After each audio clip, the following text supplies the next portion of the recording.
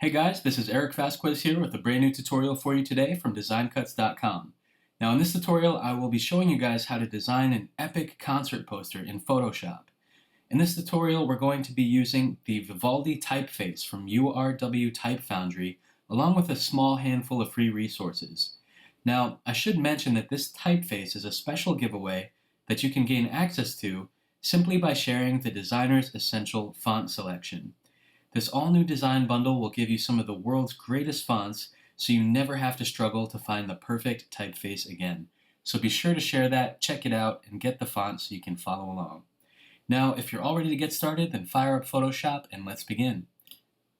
The first thing we're going to do here is create a new document, and let's just go ahead and give it a name. I'm going to call it the Storm Concert Poster Design.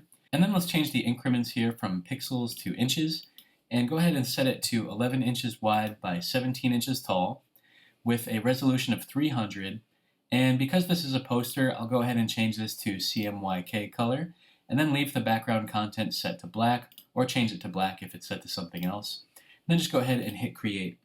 Now, when you come in here, let me just bring my layers panel over, all you'll have is this single background layer filled with solid black. So to get started, let's just go ahead and import our first image. So come up to the File menu and choose Place Embedded from the drop-down list here.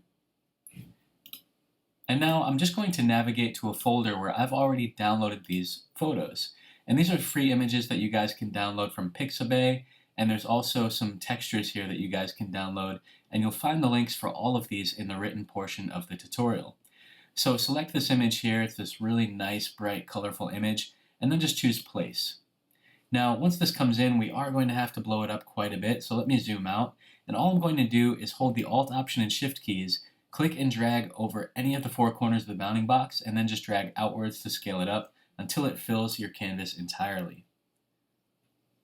Okay, something like that looks pretty good. And from here, let's go ahead and bring in our next photo. So come back to File, choose Place Embedded once again.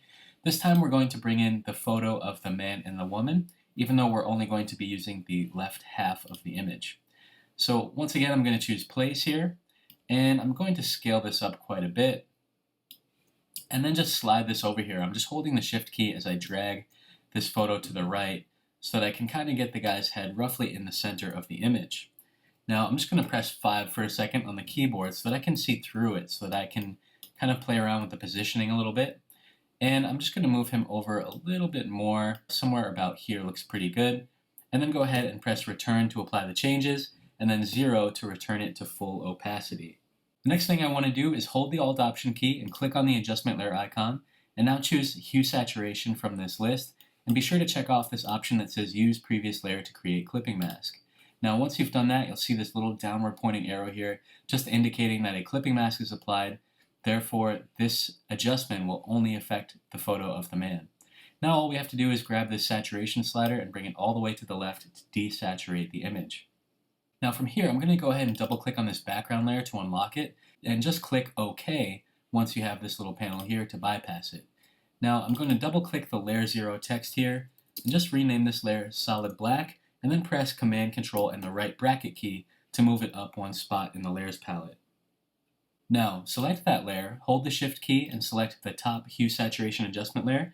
Press Command Control plus G to put it into a group folder. Double-click the Group 1 text, and just rename this folder Profile. Now, I'm also going to do the same with this Smart Object layer. So I'm going to select it, press Command Control plus G to put it into a group folder, and then I will just rename this folder Thunderstorm. Keep it nice and simple.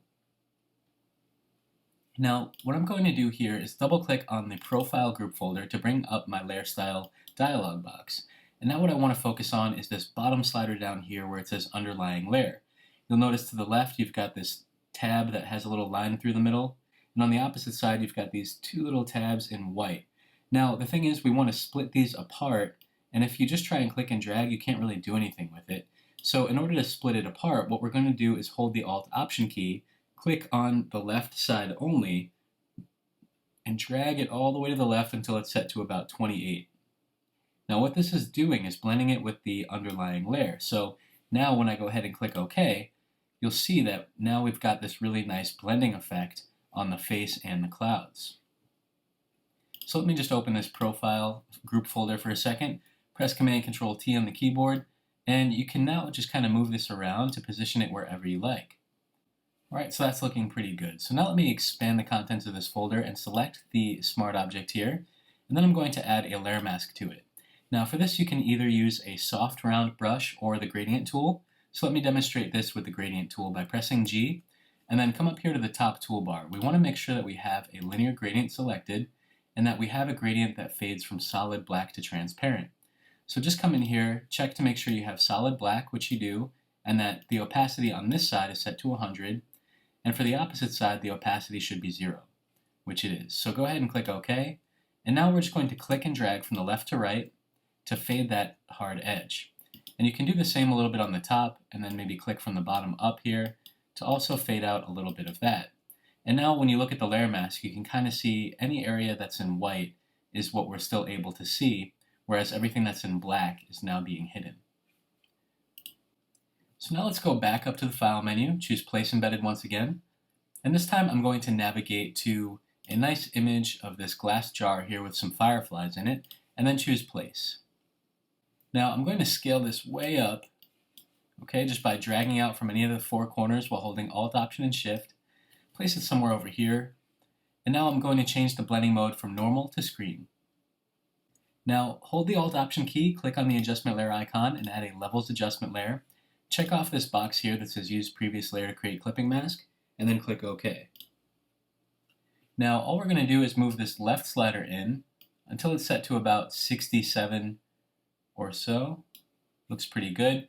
And we've just boosted that contrast up, okay? So that's kind of making the black more intense, but because we have it set to screen, it's giving us a much better effect. See here, there's a lot of gray and lighter color, but we just wanted to boost that contrast a bit so that it looks better. Now, all I'm going to do is select this layer, press Command Control T, and then maybe slide it over here. So I'm holding Shift and just moving this over to the right side. All right, so the left edge of the image is a little bit behind the man's head, and then go ahead and press Return. Now hold the Shift key and click on both of these layers on top, and then press Command Control G to put it into a group folder. Double click the Group 1 text and change the name of this to Texture Right. Now add a layer mask to it, press G to get your gradient tool again, and do the same thing. Move from the left to the right and just click to fade that edge out. Now we're going to press Command Control J to duplicate that entire folder, hold the Control key and click on the layer mask and choose Delete Layer Mask, because we're going to essentially add a new instance of it. So let's just double click on this Texture Right copy text and just change it to Texture Left. Okay, I'm going to click this arrow here to the left to expand the contents of the folder, select the jar smart object layer, and then press Command Control T to do a free transform. And I'm going to click, hold the Shift key, and slide it over to the opposite side. All right, some more over here looks pretty good. And then go ahead and press Return on the keyboard. Now collapse the folder, add a new instance of a layer mask, and this time press G to get your gradient tool and fade from the right to the left. All right, so that we can get rid of those edges there. And you can always come back in here and reposition this a little bit later if you want to move it around. Now collapse that folder, hold the Shift key and select the Texture Right folder below, so you've got both the Texture Left and Right selected. Press Command Control plus G on the keyboard to put them into a group folder. Double click the Group 1 text, and now this folder we're going to call Rainbow Textures, because why not? There's all kinds of colors in there. So let's just do that, and then we're going to change the blend mode for this entire folder to Linear Dodge. Now let's press Command Control in the left bracket to move it below the profile folder. And you'll notice that it changed the appearance of it quite a bit. It kind of blended it in a little bit nicer. Now what I'm going to do is select this Rainbow Textures folder, hold the Alt Option key, and return to the adjustment layer icon so that we can add another levels adjustment layer. Once again, check off this box here to create a clipping mask and click OK. And this time I'm going to move this slider all the way in until it's set to about 140 or so pretty high. Okay, and then I'm going to select the Rainbow Textures folder again, return to the adjustment layer icon, and click Hue Saturation. Now I want this to be above the levels adjustment layer, so all I'm going to do is press Command Control and the right bracket one time, and you'll notice that it still has the clipping mask applied to it. Now all we're going to do here is move the hue slider to the left until it's set to about -55. Somewhere in that range looks pretty good. And now I can select this hue saturation adjustment layer, hold shift and select the rainbow textures group folder, press Command G once again to put all of these into another folder, double click the group 1 text and call this base textures. So we've got a lot of nested textures inside of here, but you can see how powerful this really is because it allows us so much control over all of the elements contained inside. So what I want to do now is select this profile group folder, come down to the adjustment layer icon, come all the way down and choose gradient map. Now you'll see that it adds this interesting effect, and depending on what foreground and background colors you have selected at the time, you'll get very different results. But let me just drag my properties panel over for a second. And if you guys don't see this panel, I mean you should, but if you don't, you come to the window menu and just choose properties from here. Now all we're going to do is click anywhere along this gradient here to modify the colors, and you'll see we now have the gradient editor. So what we're going to do is add 4 colors here. So let me first start by modifying this first color all the way on the left. Click on this little color box here and just change it to solid black. Now click OK, and you'll notice that it also shows us the location of this particular color. So as I move this around, you can see how that is changing. And that's really going to come in handy here and allow us to be a bit more precise. So now I'll just click anywhere along the bottom here, and you can see that it says click to add a stop. So let's go ahead and click to add another stop. And this one I want to move to a location around 22. Click on the color, and let's use the hex value 541E10, which is this nice kind of deep reddish auburn color. Go ahead and click OK. And now we'll add another color somewhere around 54, 55. And now click to change that.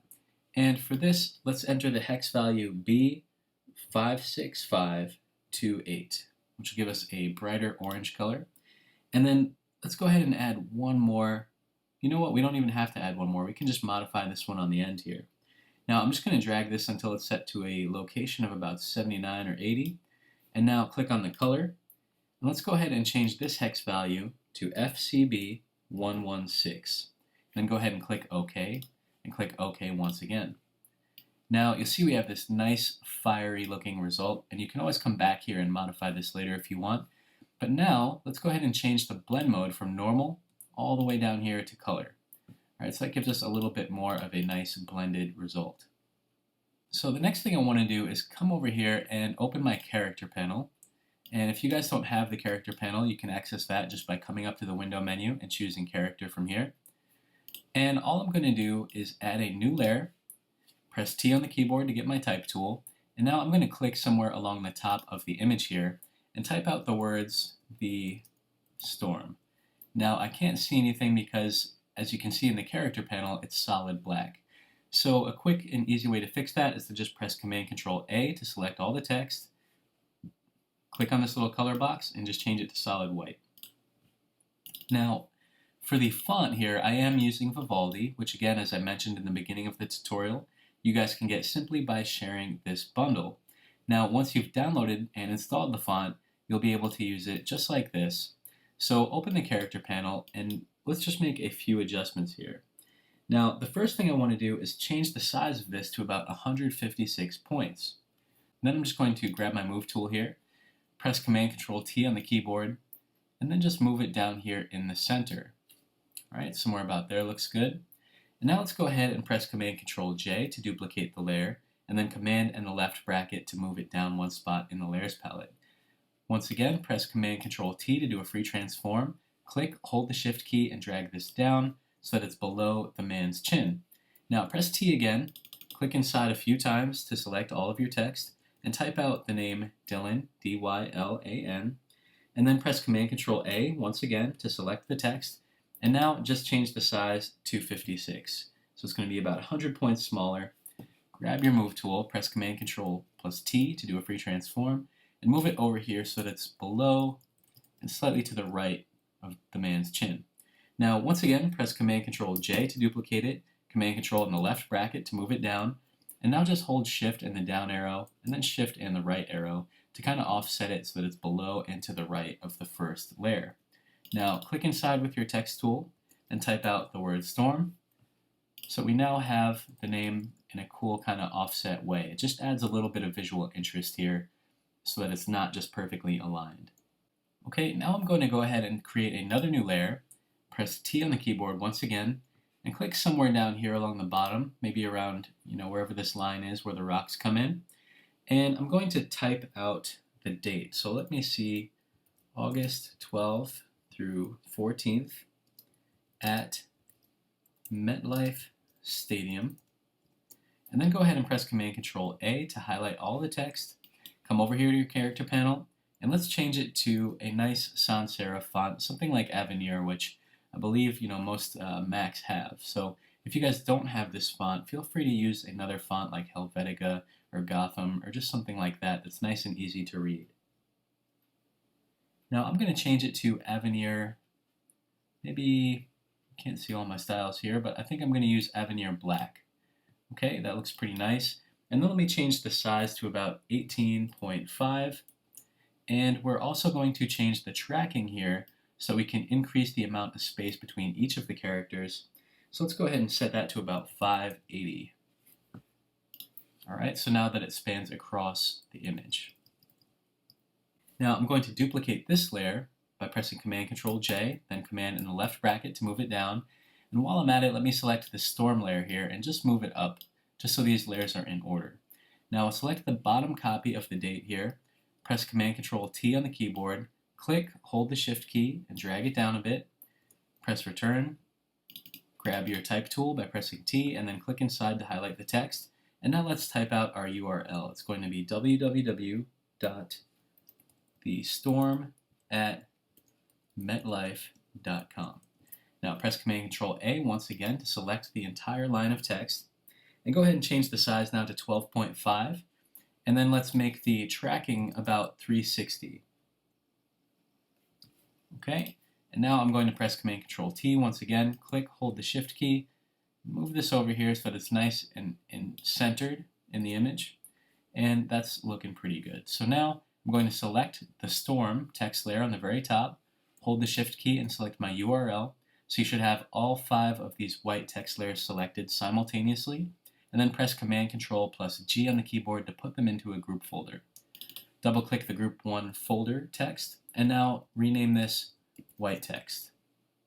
All right, let's go ahead and add another new layer. Press T to get your type tool once again, and now we're going to click somewhere up top here, and let's go ahead and type out the tagline.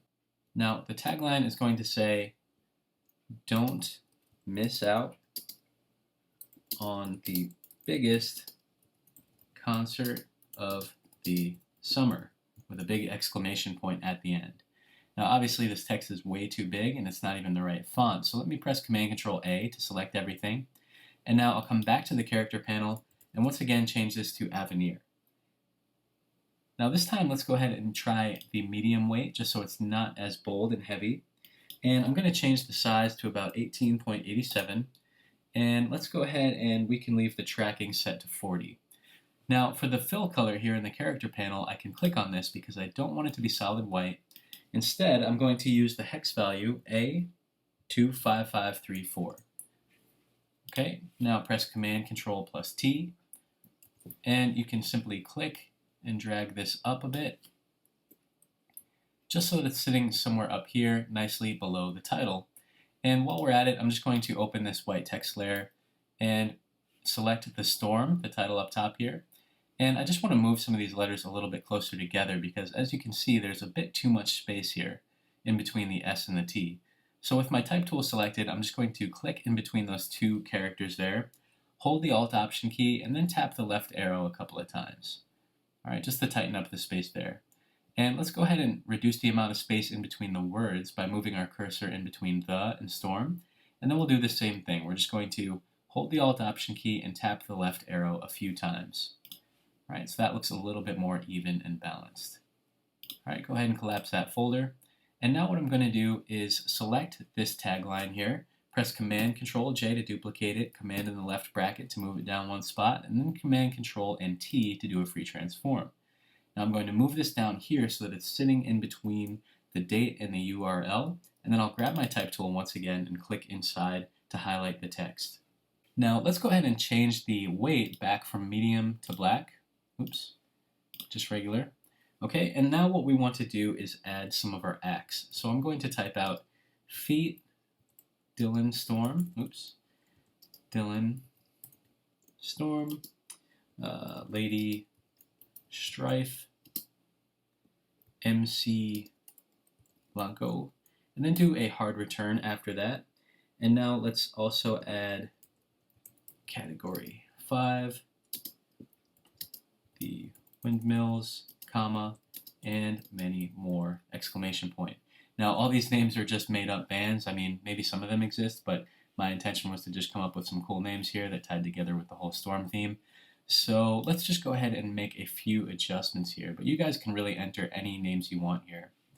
Okay, so let's just pay attention for a second to the amount of line spacing in between these two lines. It's way too high. So all you're going to do is just move your cursor over this icon here, the two stacked A's, and you'll see a left and right arrow. So if you just drag to the left, you can just decrease the space like that, or you can input a value manually. So we can just enter a nice round number. Let's do 25, and that looks pretty good. Now for the size, let's go ahead and change it to about 14.78. And we can put the tracking back to 0 here. And now we also want to change one more thing. So come up to the window menu and now look for the paragraph panel. Okay, so here we have the paragraph panel. And as you can see, right now our text is flush left. So what we're going to do is just choose flush right so we can get the right edge nice and flat. Now once you've done that, press Command-Control+T on the keyboard to do a free transform, click, hold the Shift key, and slide it over to the right until the F in feet just about lines up with the A in August. Now once you've done that, press Command-Control-J to duplicate it, Command-Control and the left bracket to move it down, then Command-Control-T to do a free transform, click, hold the Shift key, and slide it over. Now press return, grab your type tool again, click inside and press Command-Control-A to select all, and now turn it back to flush left. Now you'll probably have to do another free transform just to move this over and get the text into place, but that's okay, no big deal there. And now you can just close the paragraph panel, we're all good with that. Now I'm going to come inside again and select all of my text, and now what I want to do is change this to read pre-order tickets for as low, press return to do a line break, as $25 and save, exclamation point. So we now have our flush right text next to our flush left text. And I want to add a little line here to serve as a divider just to separate those and make it a little bit easier to read. So let's just tap this over a bit. To do that, I'm going to press U on the keyboard to get my rectangle tool. And you'll notice up here in the toolbar that you have a fill and a stroke. So I'm just going to change the stroke to none. Click on the fill. And now click on this little icon up here in the upper right to get your color picker. And I want to enter the same hex value that we used before. We're going to use A25534. Click OK. And now, let me click on my Move tool, press Command-Control and the plus key to zoom in, space bar to get the hand, and just click and drag down here. And now press U once again, and I just want to click and drag a thin rectangular line about there, and just place it in between these two lines of text. So that makes it a little bit easier to read and just gives us some separation. Now what we're going to do is select the top layer here, the tagline, hold the Shift key and select the pre-order text, and then press Command-Control-G to put it into a new folder. Double-click the Group 1 text, and this, as you might have guessed, we are just going to call orange text. Now I want to click and drag and move this down so that it's sitting just below the gradient map, but above the profile group folder. Okay, so all your orange text will be sitting in here. Now select the profile group folder, add a new layer, press G on the keyboard to get your gradient tool, and make sure that you have a solid black foreground color selected. If you don't, simply press D to reset your default colors, and use the X key to toggle back and forth until black is in the foreground. Now all we're going to do is click and drag from the bottom of the canvas, a little bit off of the canvas actually, upwards to create a nice fade. All right, and this is just going to make our text a little bit easier to read. So let me press Command Control J to duplicate that and just intensify the effect a little bit more. Now I'll press Command Control E, and that's going to merge those two layers together. And as you can see, that definitely helps to make our text stand out a little bit more. So let me just rename this layer Fade, press Command Control G, and call this group folder the same thing. Let's go ahead and come back up to the File menu and choose Place Embedded once again. And this time I want to add a little bit of texture to give our design some more grit. So I'm going to select this empty billboard texture, which you guys can find the link for in the written portion of the tutorial. And it's this really nice kind of distressed looking texture that I just want to place in the design. So choose Place from the bottom right. And now what we're going to do is hold the Alt, Option, and Shift keys and drag outwards from any of the four corners of the bounding box to scale it up so that it fits nicely in our canvas. Now press Return once you've done that, and then press Command, Control, and the right bracket a couple of times until the texture is sitting above everything else. So it should be at the very top of your layers palette. Now press Command, Control, T to do a free transform. Click and hold the Shift key and maybe just slide it over a bit to the left, or you can hold Shift and just tap the left arrows just to get it somewhere about there. Alright, now the next thing we want to do is press Command Control I to invert this texture, and then we're going to change the blend mode from normal to screen. Okay, so now we get all the nice light parts of this image that we have inverted. So from here what I want to do is hold the Alt Option key, click on the adjustment layer icon, and add another levels adjustment layer. Check off the box to use previous layer to create a clipping mask, and then click OK. And then I'm just going to move this left slider over here in the properties to maybe about 20 or 21. And as you can see, that just gives us a little bit more contrast so that we can retain a lot of that nice, darkness that we have in our image. Now, all I'm going to do is select this levels adjustment layer, hold Shift and select the empty billboard smart object texture below, press Command Control G on the keyboard to put it into a new group folder, and then double click on the group 1 text and just call this folder top texture. Okay, so at this point we're looking pretty good, and I just want to add a few adjustments to the overall image. So I like to call these, global adjustments because they affect everything in the design. So let's go ahead and come down here to the adjustment layer icon. First select the top texture folder to make sure we're at the top here. And now let's just go ahead and add a curves adjustment layer. I'm going to take the properties panel over here just to make it a little bit easier to see. Okay, and what we're going to do is add 3 points here. So the first point we can add somewhere in the middle. We'll put another one down here in the lower left portion, and then maybe one here in the top right kind of quadrant. And all I'm going to do is select this lower left one, and we're going to change the input and the output values. So let me change the input of this first point to about 32, an output of 29. Then I'll select my middle point here, the second point, change the input to 48 and the output to 52. And then I'll select my third point here and enter the value 71 for the input and 73 for the output.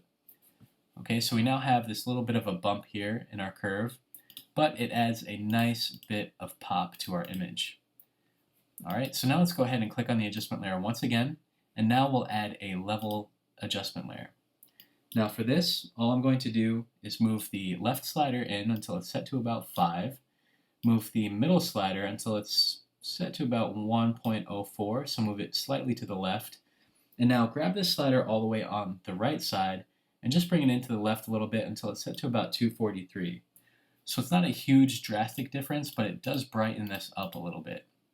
Come back down here to the adjustment layer icon, and let's add a brightness contrast adjustment layer.